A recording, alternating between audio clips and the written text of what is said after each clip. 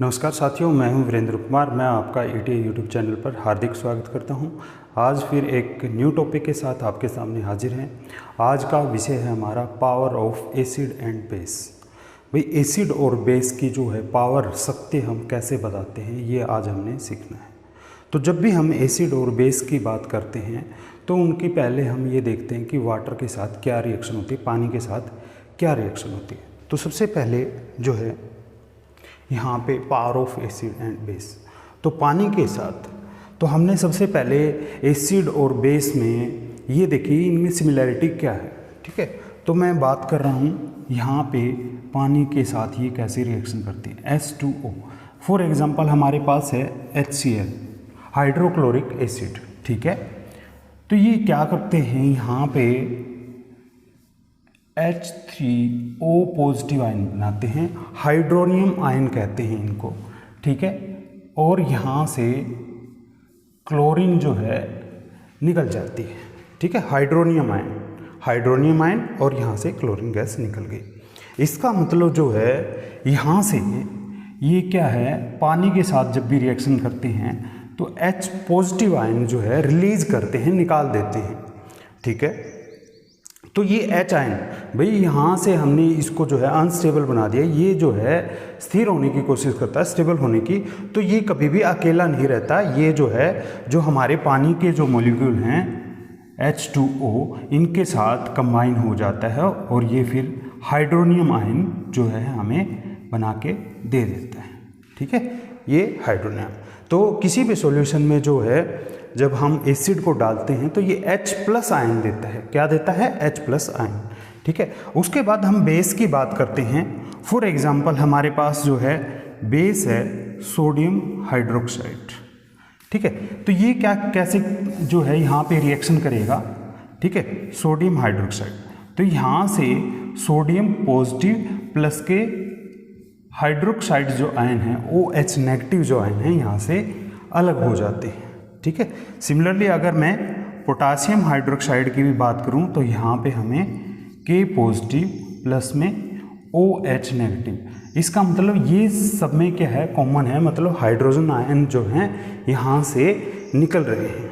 ठीक है, ये हमने देख लिया है। अब बात करें, जब भी हम वाटर के अंदर किसी भी एसिड या बेस के अंदर, किसी भी एसिड या बेस के अंदर अगर हम वाटर को मिक्स करते हैं, एसिड या बेस को विद वाटर हम मिक्स करते हैं, तब क्या होता है, ये जो हाइड्रोनियम आयन है और OH नेगेटिव आयन है, इनकी कंसंट्रेशन पर यूनिट वॉल्यूम क्या हो जाती है, डिक्रीज हो जाती है, कम हो जाती है। भाई सीधी सी बात है, हम एसिड बेस है उसमें अगर हम पानी डालते हैं तो क्या हो जाएगा, इनकी वॉल्यूम कम होगी। इसका मतलब ये जो है पतला हो जाएगा। इसको हम क्या बोलते हैं, डाइल्यूटेड बोल देंगे। जो हमारे एसिड और बेस होंगे उनको हम डाइल्यूटेड एसिड और बेस बोल देंगे। और इस प्रक्रिया को, प्रोसेस को क्या बोलेंगे हम, प्रोसेस को हम क्या कहेंगे, डाइल्यूशन। मतलब यहाँ पे डाइल्यूट हो गए हैं जो हमारे एसिड और बेस हैं, उनकी कंसंट्रेशन, जो OH नेगेटिव आयन है और हाइड्रोनियम आयन है, इनकी कंसंट्रेशन पर यूनिट वॉल्यूम क्या होगी, कम होगी, डिक्रीज होगी, इस वजह से। तो अब नेक्स्ट जो हमने देखना है कि भाई हम कैसे बताएं कि ये इतने पावरफुल एसिड हैं या बेस हैं।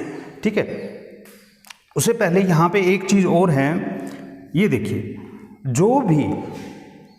जो सारे के सारे जो बेस होते हैं पानी के अंदर डिजोल्व नहीं होते हैं। सारे के सारे क्या हैं, base. All base are not dissolved in water, but जो डिजोल्व होते हैं, जो पानी के अंदर घुल जाते हैं, डिजोल्व हो जाते हैं बेस, उनको हम क्या बोलते हैं, एल्कलाइन,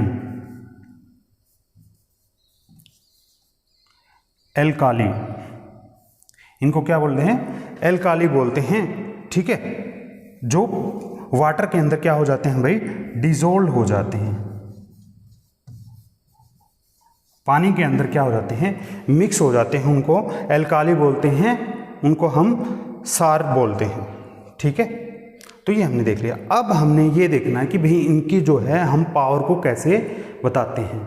तो ये जो है एक जर्मन जो है वैज्ञानिक था, सोरसेन। ठीक है, क्या था, इनकी पावर को हमने जो है निकालने के लिए साइंटिस्ट का नाम था हमारा सोरसेन।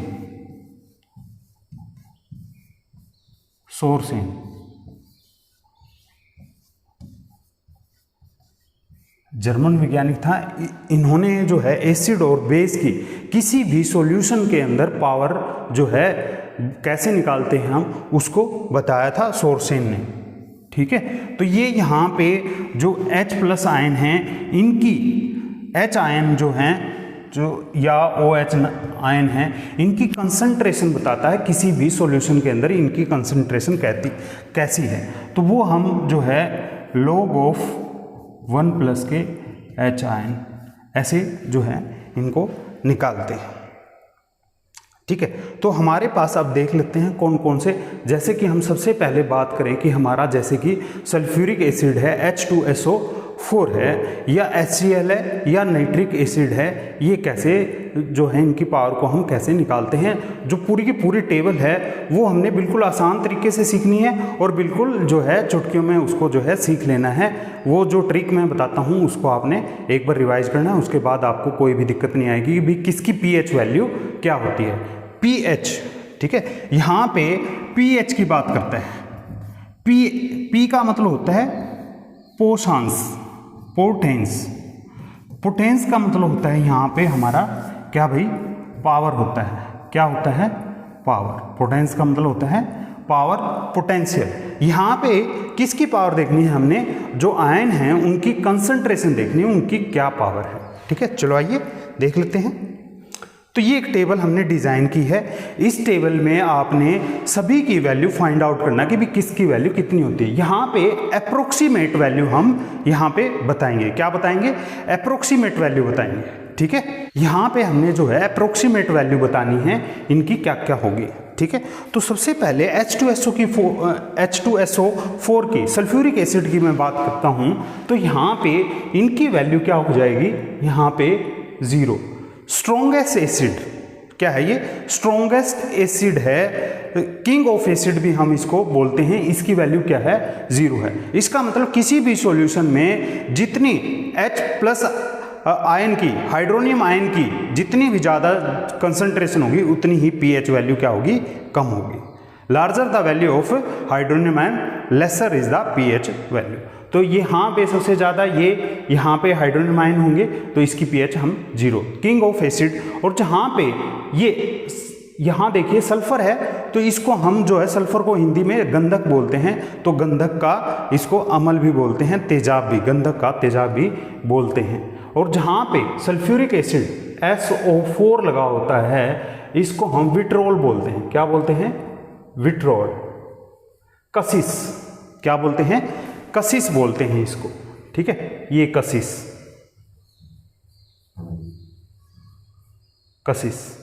ठीक है। तो कसिस का तेल भी इसको जो है कहा जाता है, जिसके साथ हम SO4 लगता है उसको विट्रोल भी हम बोलते हैं। तो यहाँ पे सबसे पहले हमारा सल्फ्यूरिक एसिड था, 0 वैल्यू होती है अप्रोक्सीमेट।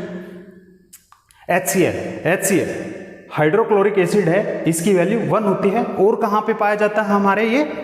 हमारे ये स्टोमक के अंदर भी प्रोड्यूस होता है और वहाँ पे इसकी वैल्यू जो है लगभग 2 के आसपास जो है, 2 के आसपास इसकी वैल्यू हो जाती है। ठीक है, ओके। लेमन जूस, अब लेमन जूस क्या करता है जैसे ये नींबू है तो नींबू हम नीम से लेके चलते हैं। नीम का एक पौधा होता है, ठीक है, उसकी हम दातुन करते हैं, तो जो उस दातुन करने से हमारे दांत जो है चमकने लगते हैं। ठीक है, तो दांत हमारे कितने होते हैं? 32 होते हैं। तो 32 तो हम यहाँ पे, लेकिन वहाँ पे हम नीम की बात कर रहे हैं, नीम की दातुन करनी है। यहाँ पे लेकिन हम नीम ले रहे हैं तो उल्टा कर देंगे। तो 32 का यहाँ पे क्या हो जाएगा, हमारा 32 है, इसका अपोजिट हो जाएगा 2.3। अप्रोक्सीमेट वैल्यू है ये, यहाँ पे क्या हो जाएगा 2.3। लेमन जूस की pH वैल्यू क्या हो जाएगी? 2.3। यूरिन, पेशाब। अब बच्चे देखिए, छोटे बच्चे जो होते हैं पेशाब ज़्यादा करते हैं तो वो फर्स्ट क्लास में कब जाते हैं? लगभग 4 साल वो फर्स्ट नर्सरी, UKG, LKG ऐसे चलते हैं। तो 4 साल बाद, 4 साल मतलब 1 साल में 12 महीने, 12, 12 4 जा 48। ठीक है, तो यूरिन की वैल्यू जो हो जाएगी हमारी 4.8, क्या हो जाएगी 4.8 हो जाएगी यहाँ से, ठीक है। तो ये अप्रोक्सीमेट वैल्यू है, इनकी वैल्यू चेंज भी हो सकती है। फॉर एग्जांपल ये 4 to 6 तक वेरी करता है, ठीक है। आपको पता है जैसे कि भाई हमारे खाने के ऊपर डिपेंड करता है, ठीक है, इस वजह से ये यूरिन। तो यहाँ पे 4.8 जो है अप्रोक्सीमेट वैल्यू है, इसको ऐसे ही हम याद कर सकते हैं, एक ट्रिक है ये, ठीक है।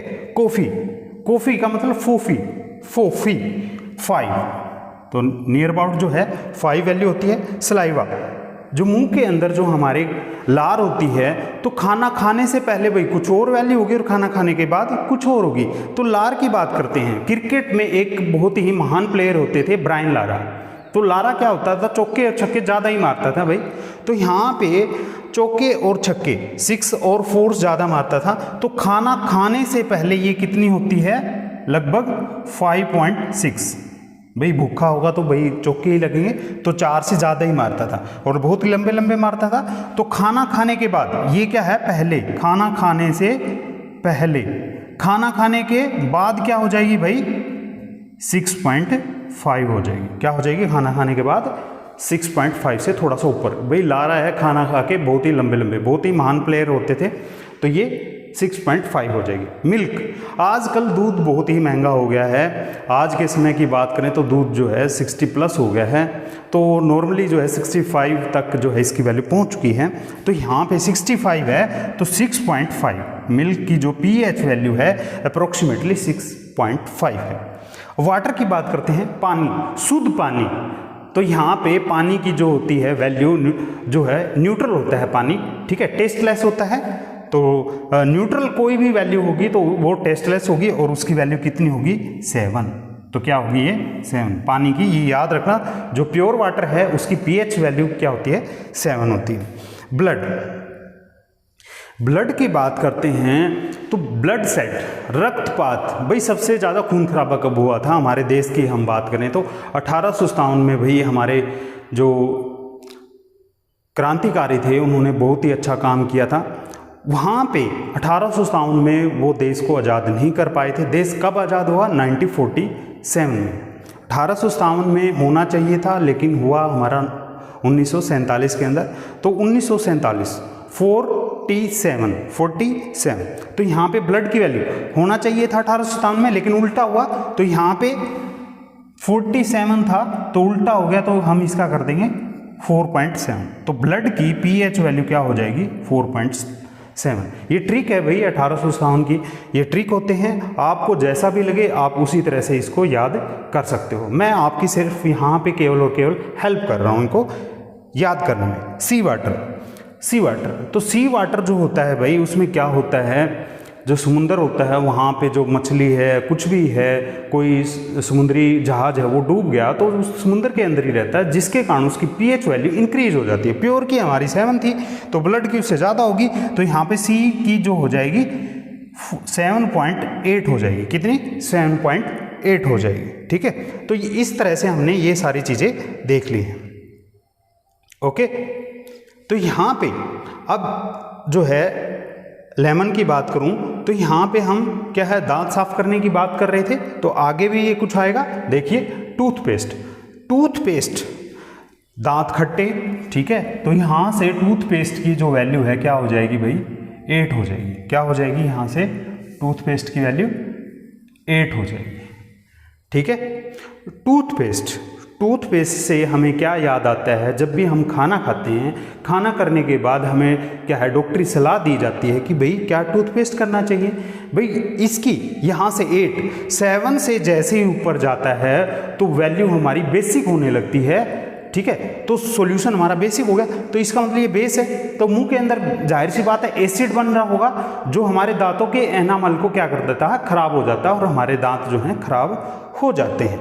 दांतों का एनामल जो है वो हमारी बॉडी का स्ट्रोंगेस्ट पार्ट है, स्ट्रोंगेस्ट पार्ट, ठीक है। तो यहाँ पे टूथपेस्ट की वैल्यू कितनी है 8 है। इसी तरह नीम की भी बात करता हूँ, नीम हमारे दांतों को साफ करता है तो उसकी वैल्यू भी हम ना कुछ बेसिक होनी चाहिए, ठीक है। तो टूथपेस्ट की वैल्यू हमारी होगी यहाँ पे 8 होगी, okay. Milk of magnesia, magnesium hydroxide, इसको हम मिल्क ऑफ मैग्नीशिया भी बोलते हैं। क्या बोलते हैं, milk of magnesia, milk of magnesia बोलते हैं। जैसे इसका जो कलर होता है वो वाइट कलर का होता है, दूध के जैसा होता है, दूधिया कलर होता है, इस वजह से जो है इसको मिल्क ऑफ मैग्नीशिया बोलते हैं, जिसकी वैल्यू क्या होती है भाई 10 होती है। क्या होती है? 10 होती है। ओके, तो यहाँ पे शैम्पू की बात करें, शैम्पू ये भी हमारे बालों को जो है भाई शैम्पू क्या करते हैं, चमकदार बनाता है, ट्विंकल। वैसे तो जो ट्विंकलिंग होता है, स्टार्स जो है ट्विंकल करते हैं, बट हमारे बाल भी हम यूँ कहते हैं चमकने लगे, ट्विंकलिंग करने लगे, तो twinkle, T for twinkle, T for 10, तो इसकी वैल्यू भी क्या हो जाएगी 10 हो जाएगी। इसका मतलब हमारे जितने भी शैम्पू वगैरह बनते हैं वो क्या होते हैं, बेसिक टाइप के होते हैं। ठीक है, अब यहाँ से कैल्शियम हाइड्रोक्साइड की हम बात करते हैं। ठीक है, ये हमारा यहाँ पे क्या है, बुझा हुआ चूना है, सफेदी। ठीक है, तो ये ऑलमोस्ट हमने पढ़ा था कि भाई कुछ टाइम के बाद ये क्या है, कैल्शियम कार्बोनेट में चेंज हो जाता है, संगमरमर में कन्वर्ट हो जाता है। ठीक है, तो कुछ टाइम के बाद अप्रोक्सीमेटली 2-3 दिन बाद कहते हैं, तो हम 2-3 दिन बाद, तो यहाँ पे इसकी वैल्यू 12 पॉइंट समथिंग होती है। ठीक है, 12.1 होती है। सोडियम हाइड्रोक्साइड, ये क्या होता है, सोडियम हाइड्रोक्साइड। सोडियम हाइड्रोक्साइड की बात करें तो ये स्ट्रॉन्गेस्ट बेस है, सबसे ज़्यादा शक्तिशाली बेस है, और इसकी वैल्यू क्या होती है 14 होती है। तो हमने ये देखा हमारी जो पावर ऑफ जो पीएच आयंस हैं, पीएच है वो क्या है 0 से 14 तक जा रही है, और 7 पे ये क्या हो जाता है, न्यूट्रल हो जाता है। क्या हो जाता है भाई, न्यूट्रल, उदासीन हो जाता है। मतलब यहाँ पे इसका कोई टेस्ट नहीं होता है। एसिडिक जो चीज़ें होती हैं वो हमें पता है वो कैसी होती हैं भाई, खट्टी होती हैं, और जो बेसिक टाइप की होती हैं वो बिटर होती हैं, वो कड़वी होती हैं। ठीक है, दोनों ही जो है खाने के लिए ज़्यादा कुछ होता नहीं है, अच्छी नहीं होती। और यहाँ पे मिल्क ऑफ मैग्नीशिया की बात करें हम, तो ये जब हमारे जो स्टोमक के अंदर ज़्यादा एसिड हो जाता है उसको न्यूट्रलाइज करने के लिए हम मिल्क ऑफ मैग्नीशिया या जो है हम यहाँ पे बेकिंग सोडा भी हम यूज कर लेते हैं, ताकि जो है एसिडिक चीज़ को जो है हम न्यूट्रलाइज कर सकें। ठीक है, तो इस तरह से हमने ये काफ़ी सारी चीज़ें यहाँ पे सीखी हैं। तो यहाँ पे सोडियम हाइड्रोक्साइड है, इसको हम जो है साबुन बनाने के लिए भी यूज करते हैं, तो इसको हम सोडा कास्टिक या कास्टिक सोडा जो है यहाँ पे बोलते हैं। तो यहाँ पे अगर KOH, ये क्या हो जाता है यहाँ पे कास्टिक सोडा, ये कैसा है, सोडियम से बन रहा है तो सोडा कास्टिक। ठीक है, और ये कास्टिक सोडा है। ठीक है, ये भी हमारा क्या है, साबुन वगैरह बनाने में जो है काम हम इसको लेते हैं। अगर हम इसके अंदर ग्लिसरीन मिला दें, क्या मिला दें भाई यहाँ पे, ग्लिसरीन। ठीक है, ग्लिसरीन मिला दें तो ये क्या हो जाता है, हमारे जैसे कि नहाने के साबुन जो होते हैं उनमें जो है ग्लिसरीन ही मिलाया जाता है। या फिर फेस वॉश की बात करते हैं तो फेस वॉश में भी जो है ग्लिसरीन हम मिला देते हैं, अच्छी तरह से ज़्यादा मात्रा में मिला देते हैं, तो वो हमारा फेस वॉश बन जाता है। तो आज के लेक्चर में हमने ये देखा कि भाई पावर ऑफ जो हाइड्रोनियम आयन है या OH नेगेटिव आयन है उनकी कैसे निकालते, किसी भी सॉल्यूशन के अंदर वो कितनी पावर रखते हैं। ठीक है, कितने स्ट्रॉन्ग हैं। ठीक है, यहाँ से हमने ये देखा, यहाँ पे कसीस का ये हो गया, यहाँ पे ये नमक का अम्ल भी कहते हैं, HCl सोडियम क्लोराइड होता है तो नमक का अम्ल भी होते हैं। यहाँ पे जो है हम नाइट्रिक एसिड की भी बात करें तो यहाँ पे HNO3 निट्रिक एसिड की बात करें तो इसकी जो pH वैल्यू है लगभग 3 होती है, और ये जो है हमारे फर्टिलाइज़र को जो बनाने के लिए काम में आता है। अगर हम निट्रिक एसिड और HCl को मिला दें तो इसको हम क्या बोलते हैं, अम्लराज। ठीक है, तो नेक्स्ट स्लाइड कर लेते हैं। यहाँ पे मैं कह रहा हूँ HNO3 और HCl का हम जो है मिक्सर लेते हैं तो हम इसको क्या बोलते हैं, एक्वारेजिया बोलते हैं। क्या बोलते हैं, एक्वारेजिया। ठीक है, एक्वारेजिया, अम्लराज। और ये पुराने ज़माने में क्या होता था भाई, जो सुनार आते थे वो कहते थे कि भाई हम फ्री में जो गहने हैं, जो ज्वेलरी हैं, वो क्या हो जाती हैं, थोड़ा सा की चमक जो है कम हो जाती है, तो वो कहते थे कि भी हम इसकी जो है चमक वापस लेके आएंगे, या जो चांदी वगैरह काली हो जाती थी तो वो क्या करते थे, एक्वा रेजिया का ही प्रयोग करते थे। और वहाँ पे क्या होता था, मेटल खुद भी क्या हो जाती थी, वो उसके अंदर चली जाती थी, एक्वा रेजिया के अंदर, सोल्यूशन के अंदर। फ्री में कौन करता है भाई काम, फ्री में कोई नहीं करता। और वो लोगों को पागल बना के जो है ठग के ले जाते थे, जो सोना या चांदी है उसके अंदर जो है मिक्स हो जाता था, घुल जाता था। ठीक है, तो एक्वा रेजिया उसको हम बोलते हैं। तो ये सारी चीज़ें हमने आज सीखी हैं। ठीक है, पावर के बारे में इनकी कैसे हम निकालते हैं, ये सारी चीज़ें हमने सीख ली हैं। टेबल भी बिल्कुल आसान था। Sulphuric acid 0, HCl 1 strongest acid है, किंग ऑफ एसिड भी बोलते हैं। लेमन जूस हमने देख लिया था 2.3। नीम की दातुन हम यूज़ करते थे, नीम से हमारी जो दांतों की बत्ती चमकने लगती थी। ठीक है, 32 दांत होते हैं, उसका अपोजिट हो जाएगा। यूरिन बच्चे भाई जो है फर्स्ट क्लास लगभग 4 साल में कवर करते हैं, तो 4 साल में महीने 12 12 4 जा 48, तो ये हो गया। कॉफ़ी फोफी 5 का नज़र आ रहा है, तो 5। सलाइवा, लार हमने बोला था, तो लारा से, ब्रायन लारा से हमने सीखा भी वो क्या है, चौके छक्के ज़्यादा लगाते थे, तो ये हमने सीख लिया। मिल्क रेट जो आजकल इतना ही चल रहा है 6.5 के नियर अबाउट, तो ये हो गया। वाटर प्योर 7 होती है। ब्लड ये भी हमने देख लिया था, जो हमें जो आज़ादी है, जो फ्रीडम मिलने वाली थी 1857 में, मिली नहीं, वो मिली 47 में, तो उल्टा हो गया 7.4। यहाँ पे सी वाटर जो है 7.8 है, इसमें जो है काफ़ी सारी अशुद्धियाँ मिल जाती हैं, तो वैल्यू बढ़ जाती है। टूथपेस्ट की वैल्यू कितनी थी हमारी यहाँ पे, 8 थी। ठीक है, मिल्क ऑफ मैग्नीशिया 10 है, शैम्पू की अगेन 10 थी। ठीक है, कैल्शियम हाइड्रोक्साइड ये हमारा बुझा हुआ चूना है 12.1, और सोडियम हाइड्रोक्साइड स्ट्रॉन्गेस्ट बेस है हमारा, ये हमारा 14 है। तो आज के लिए इतना ही। नेक्स्ट लेक्चर में अनदर न्यू टॉपिक के साथ फिर आपके सामने हाजिर होंगे। तब तक के लिए धन्यवाद, थैंक यू।